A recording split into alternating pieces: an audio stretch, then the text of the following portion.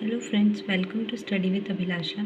आज के इस वीडियो में हम कंपनी फॉर्मेशन के जो 2 स्टेप्स हमारे रह गए थे उसके बारे में डिस्कस करेंगे। इससे पहले के 2 स्टेप्स प्रमोशन एंड इनकॉर्पोरेशन हम प्रीवियस वीडियो में डिस्कस कर सकते हैं, आप वो जाकर देख सकते हैं। So let's start the video. Capital subscription, हमने देखा कि एक कंपनी के फॉर्मेशन में सबसे पहले आता है उसका प्रमोशन, मींस कि उस बिज़नेस अपॉर्चुनिटी को आइडेंटिफाई करना, उसकी फिजिबिलिटी स्टडी करना एंड उसके लिए इनिशिएटिव लेना कि आपको एक कंपनी स्टार्ट करनी है। फिर नेक्स्ट स्टेप आती है हमारी इनकॉर्पोरेशन, जिसमें हम देखते हैं कि हमें एप्लीकेशन देनी होती है, कंपनी का रजिस्ट्रेशन ज़रूरी है कंपनीज एक्ट 1956 के अंदर, और सर्टिफिकेट लेना ज़रूरी है। इस तरह से हम कंपनी को रजिस्टर करवाते हैं।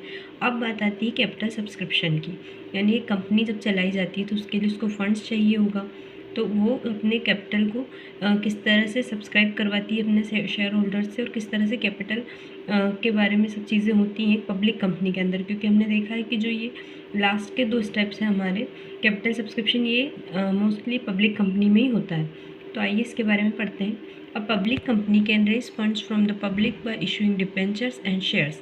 एक पब्लिक कंपनी अपने फंड्स को किस तरह रेज करती है, यानी कब किस तरह से अपनी कैपिटल को इकट्ठा करती है, वो शेयर्स और डिबेंचर्स के through. For this it has to issue prospectus and undergo various other formalities. वैसे ही तो शेयर्स और डिबेंचर्स लोग खरीद नहीं लेंगे, उसके लिए प्रोस्पेक्टस बनाया जाता है।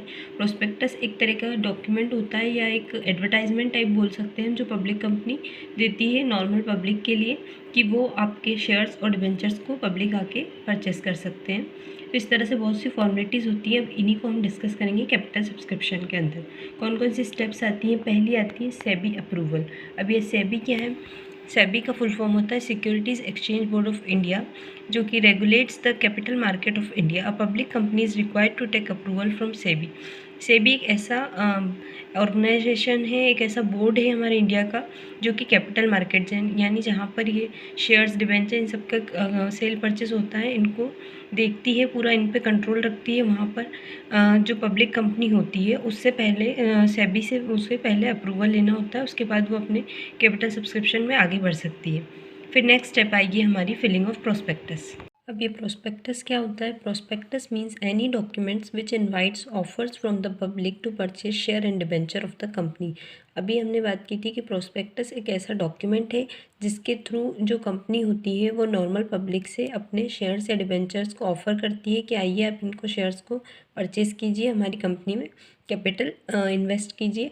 आपने भी देखा होगा न्यूज़पेपर्स में इस तरह के एडवर्टाइजमेंट या प्रोस्पेक्टस जिसे बोलते हैं वो निकाले जाते हैं पब्लिक कंपनी के थ्रू। अब पब्लिक में प्रोस्पेक्टस इशू करने के बाद या प्रोस्पेक्टस के थ्रू अपने शेयर्स ऑफर करने के बाद जो अगली स्टेप आती है वो आती है appointment of bankers, brokers and underwriters. अब जो पैसा आएगा, क्योंकि जो भी कंपनी के पास जब ऑफ़र करते हैं तो पब्लिक उसके लिए एप्लीकेशन देगी, पब्लिक उसके लिए अप्लाई करेगी शेयर्स के लिए, तो पैसे के थ्रू ही अप्लाई करेगी, तो उसके लिए बैंकर्स को अपॉइंट किया जाता है।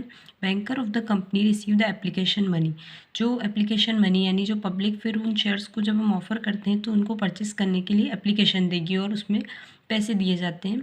आपने कॉमर्स स्टूडेंट है तो पढ़ा ही होगा किस तरह से शेयर्स का होता है, पहले एप्लीकेशन होता है, फिर उसका अलॉटमेंट होगा, इस तरह से स्टेप्स होती हैं इसमें। तो बैंकर जो होंगे वो सिर्फ पैसे को रिसीव करते हैं, एप्लीकेशन मनी को। Brokers encourage the public to apply for the shares. जो ब्रोकर होंगे, जैसे कि हमने दूसरे तरह के ब्रोकर्स भी सुने, वो क्या करते हैं कि लोगों को इनकरेज करेंगे कि आप इस पर्टिकुलर कंपनी में इन्वेस्ट कीजिए, अपना पैसा लगाइए। अंडरराइटर्स भी एक टर्म होती है इसके अंदर। Underwriters are the person who undertake to buy the shares if these are not subscribed by the public. Underwriters वो लोग होते हैं जो कि ये जिम्मेदारी लेते हैं खुद पे कि हम आप ये शेयर्स इशू कीजिए पब्लिक में, और अगर ये सब्सक्राइब नहीं होते, फुली सब्सक्राइब नहीं होते हैं, तो हम इन्हें खरीदेंगे और इसके लिए उन्हें कमीशन भी दिया जाता है। ठीक है, तो ये हो गया हमारा अंडरराइटर्स। नेक्स्ट स्टेप आती है हमारी मिनिमम सब्सक्रिप्शन। क्या होता है? According to the SEBI guidelines minimum subscription is 90% of the issue amount. हमारी जो Securities Exchange Board of India है, सेबी, जो कि पूरा कैपिटल मार्केट रेगुलेट करती है, उसकी गाइडलाइंस के अनुसार जो मिनिमम सब्सक्रिप्शन होना चाहिए वो एटलीस्ट 90% तो होना ही चाहिए। मान लो आपने इतना अमाउंट या इतने शेयर्स इशू करे हैं, पब्लिक में ऑफ़र किए हैं, तो उसका 90% तो सब्सक्राइब होना ही चाहिए, यानी लोगों के द्वारा वो परचेस किया जाना चाहिए।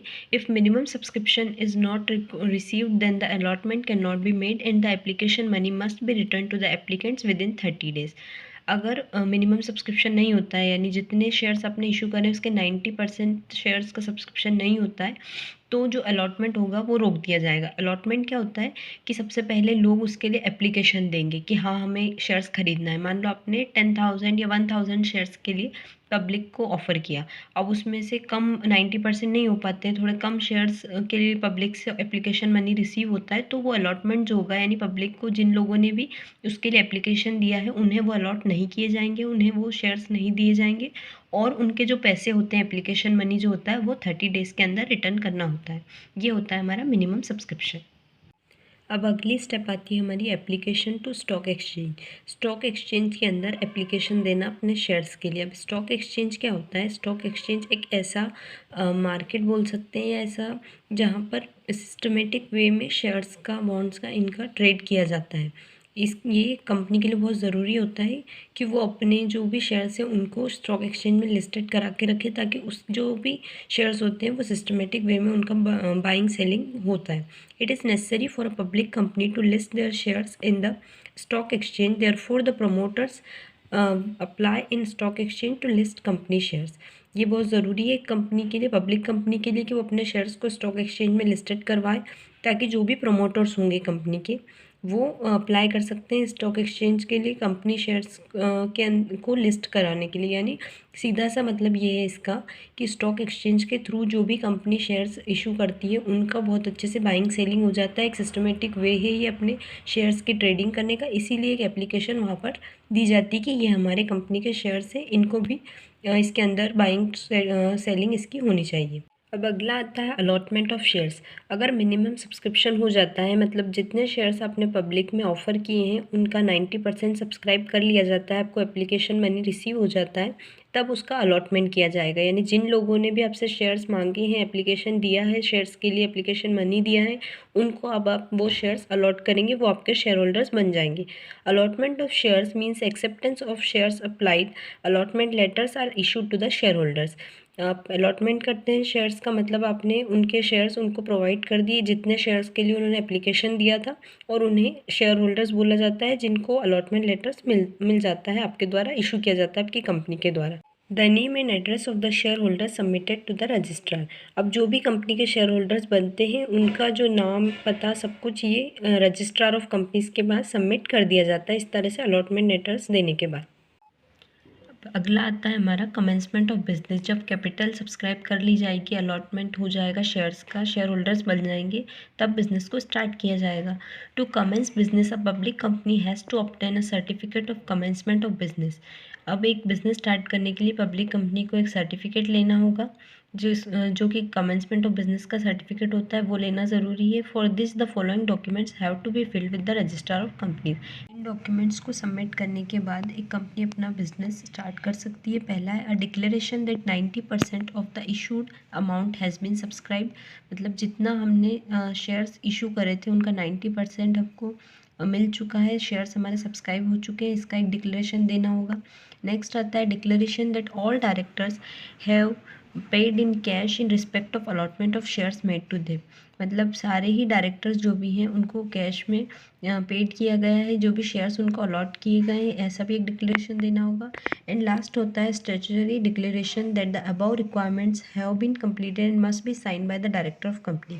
यानी जितनी भी फॉर्मेलिटीज़ हैं वो पूरी कर ली गई हैं, एक डिक्लेरेशन किया जाता है और साइन किया जाता है डायरेक्टर्स जो भी बनेंगे कंपनी के, उनके द्वारा। इस तरह से बिज़नेस का कमेंसमेंट किया जाता है, बिज़नेस स्टार्ट किया जाता है कंपनी के द्वारा।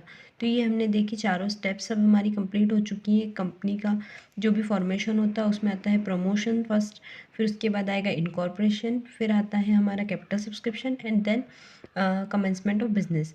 तो ये हम चारों स्टेप्स देख चुके हैं। Thank you for watching the video.